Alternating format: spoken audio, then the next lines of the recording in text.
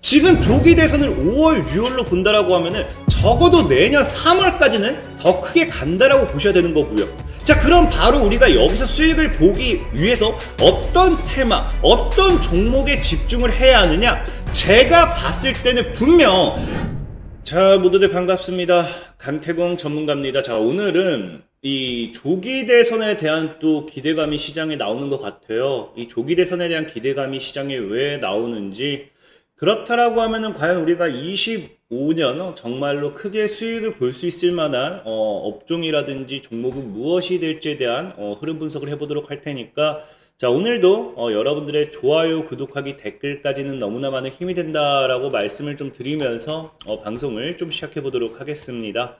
자, 방송 시작 전 좀 안내 말씀 좀 드리자고 하면은, 자, 현재 주식강태공이라고 이 어플을 출시한 상태입니다. 이 어플을 출시를 했고요. 지금 이제 어플을 다운을 받으시면은 이런 식으로 제가 뭐 매일같이 단기 종목들 올려드리고 있습니다. 오늘 같은 경우도 카페24라든지 3빌리언 우리가 충분히 수익을 볼 수 있었다라 생각하고 있고, 또 실질적으로 수익 보셨던 분들이 이렇게 감사하기도 올려주고 있으니까, 만약에 내가 단타라든지 이런 종목이 필요하신 분들은 이 지니강태공 어플을 좀 이용하시면 되겠다 좀 말씀드리면서 오늘의 방송을 본격적으로 시작해 보도록 하겠습니다. 자, 일단은 뭐 어제와 다르게 오늘 시장 분위기는 굉장히 좋아요. 그러다 보니까 여러분들이 이걸 다행이다 느낄지 아니면 또 불안하다 느낄지는 모르겠습니다. 중요한 거는 사실 시장이 우리 생각처럼은 움직이지 않는다라는 겁니다. 실질적으로 어제 같은 경우도 이제 코스피가 2.8% 정도 하락을 했고요. 코스닥 같은 경우도 5.2% 정도 하락을 했는데, 이 하락의 이유가 사실 외국인이라든지 기관의 이 의도라고 보기보다는 이 개인들이 1조 넘게 투매를 했다. 이게 사실 시장에서 가장 큰 하락의 이유라고 지금은 좀 이야기를 해요. 그러다 보니까 오늘 같은 경우도 이렇게 급반등이죠. 좀 이 오랜만에 강하게 반등하는 가장 근본적인 이유가 무엇이냐를 봤을 때는 이 반발 매수라고 좀 많이 이야기를 합니다. 그러니까 외국인이라든지 기관 같은 경우는 지금 어찌됐든지 개인들이 많이 털렸기 때문에 매수세로서의 좀 전환 포지션을 바꾸고 있다라고 좀 보면 좋은데, 중요한 거는 어쨌든 이런 시장 속에서 무조건적인 반발 매수세 때문에 올라간다라고 하면서 어떤 종목을 사기에는 리스크가 있다라는 겁니다. 왜? 여러분들도 알다시피 앞서 제가 지속적으로 이야기했던 계엄 이후에 시장의 불확실성이 존재하기 때문에, 자, 그러다 보니 우리가 지금 이제 수익을 본다라고 하면은 분명히 어찌됐든지 올라갈 만한 종목을 찾아야 돼요. 그래서 그런 종목이 무엇인가 봤을 때, 어제 같은 경우 사실상 개미들은 1주 이상 이 패닉셀에 파락 치울 때 큰 손들은 돈 벌 기회다라고 하면서 주워 담았다라고 하잖아요. 그럼 과연 이 큰 손들이 지금 시장에서 무엇을 사고 있는지를 본다라고 하면은 그것이 반발 매수가 아니라 진짜 올라갈 수밖에 없는, 지금 시장이 불안정하든지 안 불안정하든지 올라갈 수밖에 없는 그런 기회의 종목이 되지 않을까라고 좀 생각을 해보는 거고, 자, 그런 종목을 찾기 위해서 가장 근본적으로 우리가 해봐야 되는 거는 지금 같은 시장에서도 올라가는 업종이라든지 테마라든지 종목은 무엇인가에 대한 흐름 분석을 좀 해봐야 됩니다. 그래서 그런 종목이 무엇인가를 봤을 때 우리가 오늘 급등한 종목을 보면 되겠죠. 사실 굉장히 많아요. 오늘 상한가 간 종목들이 굉장히 많습니다. 범양건영, 오리엔트바이오, 형지, INC, 일성건설, 오리엔트전공, 코이즈 쭉쭉쭉쭉 있는데, 이 종목들이 이제 보면은 여러분들이 어떤 종목이다 바로 알 거예요. 제가 최근에도 지속적으로 다루었던 이제 조기 대선 관련돼 있는, 이제 대통령 선거가 다가오면서 움직여 줘야 되는 인맥주 관련돼 있는 특정 인물 수혜주들이 좀 많죠.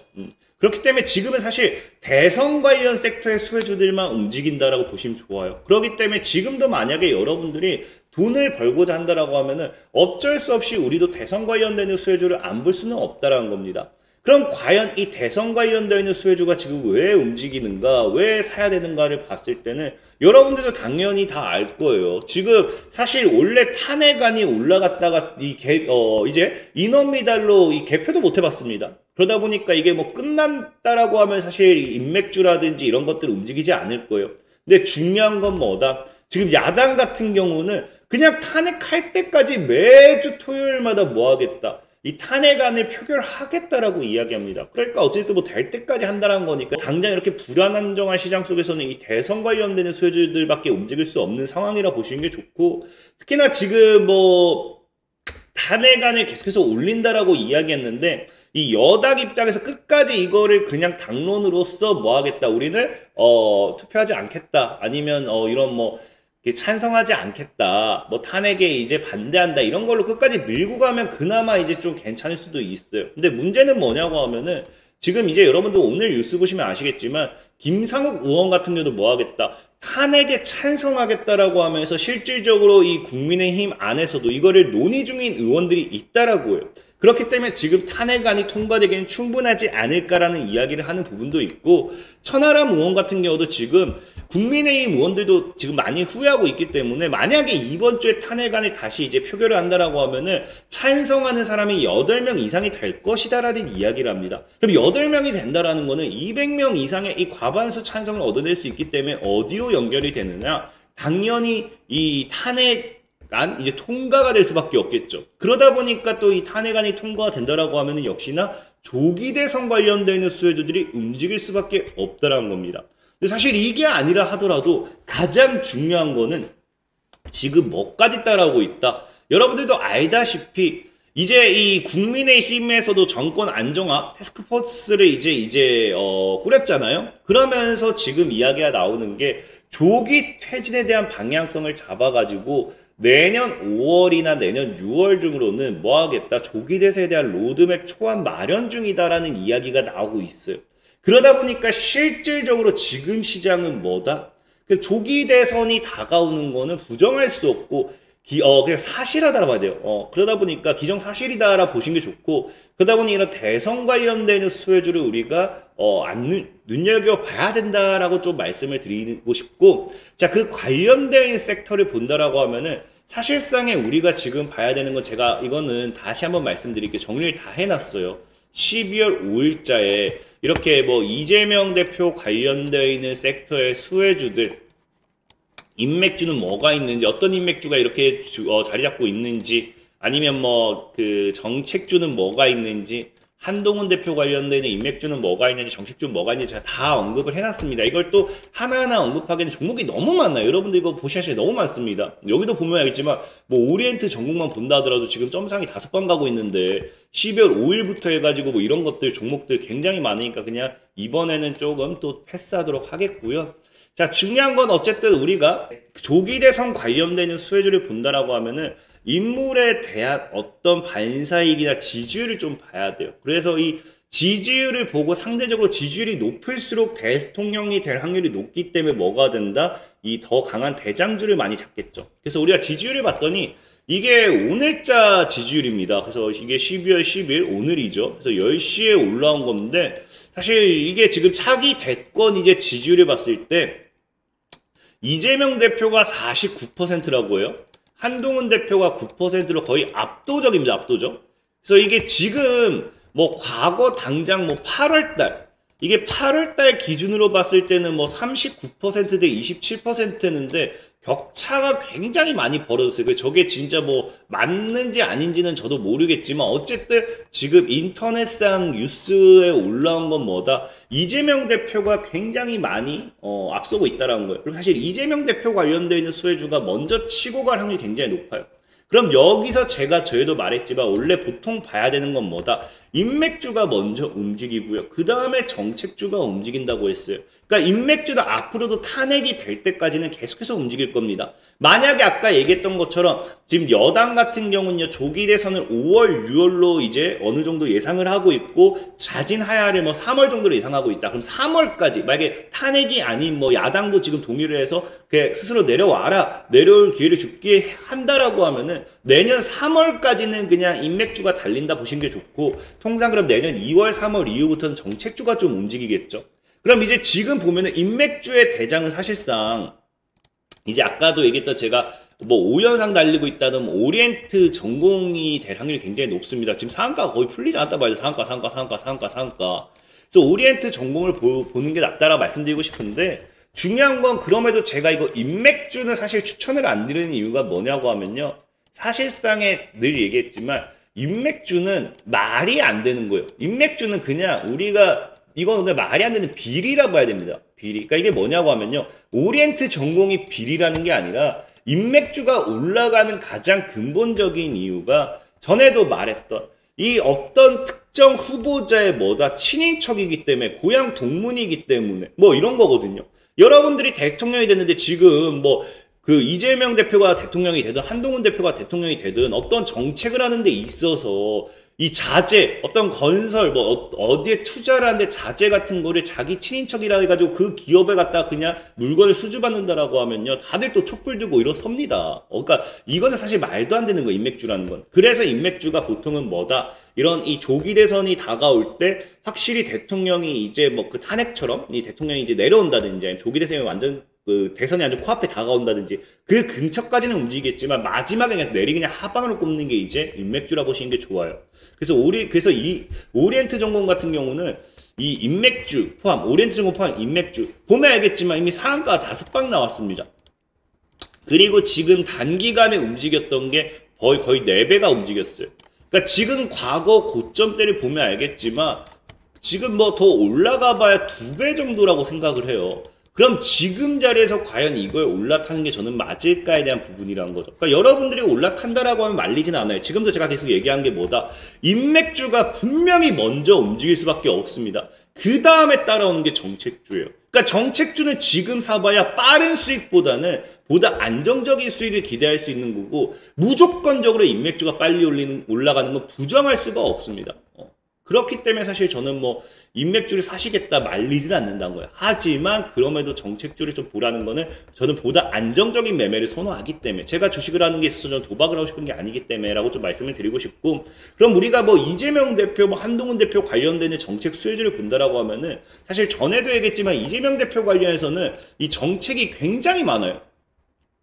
지금 보면은 사실 한동훈 대표 같은 경우는 이제 이 정권에 이제 진출한 지 얼마 되지 않기 때문에 정치에 진출한 지 이 정책이 많이 없었는데 이재명 대표 같은 경우는 너무 정치에 오래 있었기 때문에 당장 지난 공약만 본다 하더라도 공약도 엄청나고요. 정책도 사실 과거부터 봤을 때 엄청나게 많다라는 거예요.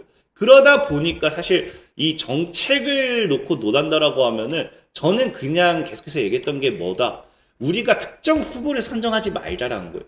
이재명 대표를 보고 정책을 선정하기에는 그냥 뭐 여러분들이 이거 좋아요라고 해서 뭐 할 수도 있죠. 근데 시대는 변하잖아요. 저번 대선에서 이걸 정책을 밀었다 해가지고 이걸 무조건 또 민다라고 할 수도 없습니다. 그렇기 때문에 저는 차라리 공통된 분모를 보고서 가져가는 게 낫다라 생각하고 있고 그게 뭐냐라고 하면 과거에도 얘기했지만 전 저출산 최근에 보면 알겠지만 한동훈 대표와 이재명 대표가 이 본격적으로 같이 수사했던 게 저출산 대책이에요. 우리나라가 너무 말도 안 되게 인구가 말도 안 되게 급감하고 있으니까 지금 그래서 저출산 관련된 부분에 있어서 이재명 대표도 한동훈 대표도 공감하는 부분이니까 여기에 대해서는 분명히 어떤 정부 정책이 따라서 나올 수밖에 없다라는 겁니다. 그래서 저는 여러분들이 만약에 보다 안정적인 이 정책을 가지고 가자 한다라고 하면은 저출산을 보셨으면 좋겠다 좀 생각해보고 있고 특히 이재명 대표 같은 경우도 저출산에 좀 진심인 게 뭐냐고 하면요 지난 이 대선 이후에 이제 또 작년에 당장 이제 우리가 보면은 이 총선이죠. 작년에 이제 작년부터 총선을 진행할 때 이재명 대표가 공약했던 게 있습니다. 1호 공약이 뭐였냐고 하면요 전 국민에 25만원씩 지원하겠다라는 거예요. 이 25만원씩 지원하는 부분도 사람들이 뭐예요? 돈이 없으니까 아이를 안 낳으려고요. 그러면은 아이를 낳아서 키울 수 있게 첫 번째로 돈을 주겠다라는 거예요. 그게 이제 일단은 25만 원의 지원 정책이었고요. 두 번째 공약이 뭐였냐고 하면요. 이건 대놓고 저출산 시대에 돈을 주는데도 사람들이 애를 안 낳는 이유가 뭘까를 봤을 때 이 시간이 없다라는 거죠. 요즘 이제 일하느라 시간이 없으니까 아이를 돌볼 시간이 없어요. 그래서 저출산 시대에 맞춰서 온 동네 초등학교에 돌봄을 추진하겠다라는 게 이제 2호 공약이었어요. 그리고 이제 또 여기 추가적인 공약으로 왜 애를 안 낳냐 봤더니 집이 없대요. 그러니까 지금 뭐 하겠다. 아이를 낳으면 33평 아파트를 주겠다라고 하면서 공공주택 공약을 또 펼쳤습니다. 그러니까 이재명 대표의 모든 공약이 뭐예요? 저출산이었다는 거예요. 실질적으로 지금 이재명 대표 같은 경우도 그래서 총선 당시에 이제 4호 공약이 저출생 종합 대책 발표였어요. 그냥 이렇게 애를 안 낳은 거니까 돈을 줄게 아까 얘기했다시피 돌봄 만들어줄게, 집을 줄게 하다가 이래도 안 났네, 왜 안 날까, 왜 안 날까에 대한 부분으로서 저출생 종합대책 발표를 때렸다는 거죠. 그래서 저도 제가 보는 관점에서 이재명 대표도 저출생에 대해서는 굉장히 많은 분명히 이번에도 또 정부 정책이라기보다 공약을 던지지 않을까 좀 생각해보고 있고, 한동훈 대표도 분명히 던진다라는 거예요. 그래서 저는 저출생을 좀 보시라 말씀을 드리고 싶고, 그 관련되는 수혜주로 대표적으로 3가지 정도 본다라고 하면 첫 번째가 이제 꿈비라는 종목이 있겠죠. 이제 차트가 잘리니까 제 얼굴을 좀 지울게요. 그래서 지금 그 꿈비라는 종목이 있습니다. 꿈비. 그래서 꿈비라는 종목 같은 게 보면 지금 이제 하방 추세 돌파하면서 바닥 따지고 이제 올라가는 중이죠.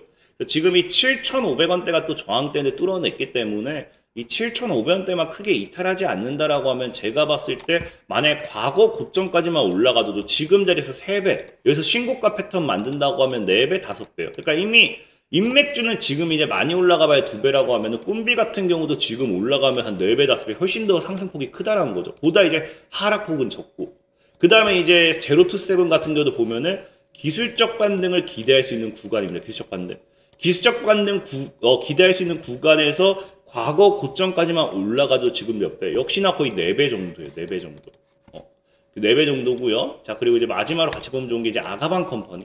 자, 아가방 컴퍼니 같은 경우도 지금 이제 하방 추세 돌파하고 상승 추세 타고 있고요. 지금 자리에서 과거 고점까지만 올라가도 3배에서 신고가 가면 4배 정도는 갈 수 있겠죠. 그러니까 지금 지속적으로 말씀드리는 게 이 저출산 관련되어 있는 수혜주들. 저출산 관련되어 있는 수혜주들이 오히려 차트적으로 하방으로 빠졌을 때 손실 리스크는 적고 상방으로는 좀 더 크게 열려있다는 겁니다. 그래서 저는 여러분들이 어떤 정책을 봐야 될지 어떤 인맥을 봐야 될지 모르겠다라고 하면요, 저출생 하나만 잡고 간다 하더라도 분명히 대선 관련되어 있는 반사익으로서 큰 시세 차익을 노려볼 수 있을 거다 좀 말씀드리면서 오늘 방송 마무리하도록 하겠습니다. 자, 지금까지 강태공 전문가였고요. 여러분들의 좋아요, 구독하기, 댓글까지는 너무나 많은 힘이 된다 말씀드리면서 자, 모두들 안녕.